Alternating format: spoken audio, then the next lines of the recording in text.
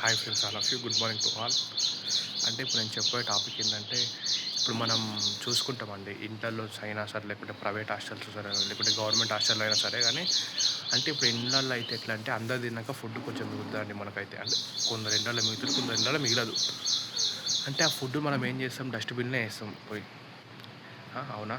ఇంకోటి ఏంటంటే private hostels ఎట్లా అంటే, ఇప్పుడు అందరు పిల్లలు తింటారు. అంటే స్టూడెంట్స్, గర్ల్స్ అయినా సరే, బాయ్స్ హాస్టల్ అయినా సరే, లేకుంటే గర్ల్స్ హాస్టల్ అయినా సరే, అందరు ఫుడ్ తింటారు.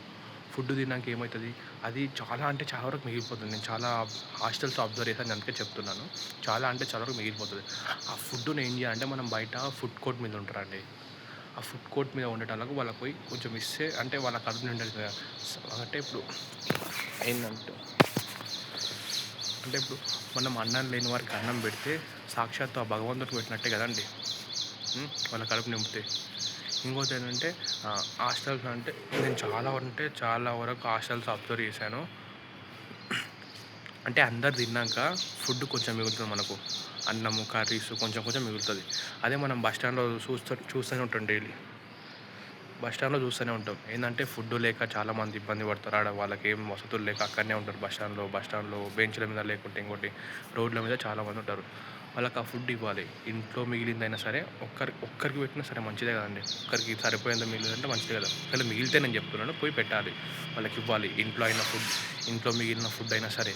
లేకుంటే హాస్టల్స్ అంటే చాలా వరకు చాలా hostels, private hostels, government hostels, boys హాస్టల్లో, ప్రైవేట్ హాస్టల్, బాయ్స్ హాస్టల్లో, గర్ల్స్ హాస్టల్లో చాలా అంటే చాలా వరకు ఫుడ్ మిగులుతుందండి. నేను అంటే అబ్జర్వ్ చేసిన కాబట్టి చెప్తున్నాను. ఆ ఫుడ్డు ఊరికే వేస్ట్ అవుతుంది. సో నేను చెప్పేది ఏంటంటే, పోయి వాళ్ళకి కొంచెం పెట్టినా సరే మనకు మంచిదే కదండి. వాళ్ళకి ఇస్తే ఆ వేస్ట్ అయిన ఫుడ్ ఎందుకు డస్ట్బిన్లో ఎందుకు పెడతాం? డస్ట్బిన్లో వేస్తే ఎట్లా లాస్ట్ ఉత్తది అవుతుంది, అంత ఖరాబ్ అయిన ఫుడ్ అవుతుంది. సో వాళ్ళకి పెడితే ఏమవుతుందంటే, వాళ్ళ కడుపు నింపినట్టు అవుతుంది. వాళ్ళకి తృప్తి ఉంటుంది కదండి. అరే, ఈ పూట గడిచింది ఒక అన్నం అంటే, అట్లా అని చెప్తున్నాను. సో ప్రైవేట్ హాస్టల్స్లో అయినా సరే, లేకుంటే గవర్నమెంట్ హాస్టల్స్లో అయినా సరే, ఫుడ్ మిగిలితే పడేయకుండా, డస్ట్బిన్లో వేయకుండా పోయి ఆ ఫుడ్ కోర్ట్లో ఉన్న వారికి ఇద్దామండి. సాక్షాత్తు అన్నం లేని వారికి అన్నం పెట్టి సాక్షాత్తు ఆ భగవంతుడికి పెట్టినట్టే అనుకొని పెట్టాలండి. మన ఇంట్లో అయినా సరే, హాస్టల్స్లో అయినా సరే, ఎక్కడైనా సరే.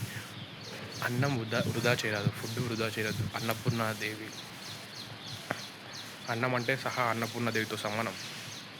సో మన కడుపు నింపేది అన్నమే కాబట్టి, మనం ఇప్పుడు ఇంత యాక్టివ్గా, ఇంత మంచిగా ఉంటాం, ఒక పని చేస్తున్నాం బయటికి వెళ్ళాలంటే, దానికి మనం కరెక్ట్ టైంకి ఫుడ్ తింటున్నాం కాబట్టి. సో అట్లాంటి అన్నాన్ని మనం ఎప్పుడూ వృధా చేయరాదు. సో నేను చెప్పేది లాస్ట్కి ఏంటంటే, ఇళ్ళల్లో అయినా సరే, ప్రైవేట్ హాస్టల్స్లో అయినా సరే, గవర్నమెంట్ హాస్టల్స్లో అయినా సరే, బాయ్స్ హాస్టల్స్ అయినా సరే, లేకుంటే గర్ల్స్ హాస్టల్స్ అయినా సరే, అన్నం ఫుడ్ మిగిలితే పోయి ఆ ఫుడ్ కోర్ట్లో ఉన్న వాళ్ళకి ఇద్దాం. ఎంత వీలైతే అంత ఇద్దామండి, వృధా చేయకుండా. ఓకేనా? నా వంతు నేను ఇస్తాను. మనం కూడా అంటే చాలా వరకు ఫుడ్ మనం పంచినాం. ఇంకా ముందర కూడా మనం ఫుడ్ ఎంత కావాల్సినంత మనం పంచుదాం. దానికి ముందు చేద్దాం అవన్నీ. ఫుడ్ పంచడం, లేకుంటే అనాథాశ్రమంలో ఫుడ్ ఇవ్వడం, లేకుంటే ఎవరైనా బర్త్డే వచ్చినప్పుడు ఫుడ్ మంచం అందరికీ పెట్టడం. సో ఫుడ్డును వృధా చేయరాదు. అన్నం పరబ్రహ్మ స్వరూపం కాబట్టి, అలాంటి అన్నాన్ని వృధా చేయకుండా ఫుడ్ కోర్ట్లో ఉన్న వాళ్ళకి ఇద్దాం మిగిలిన అన్నం. హాస్టల్తో అయినా సరే, ఇండల్లో అయినా సరే. Thank you.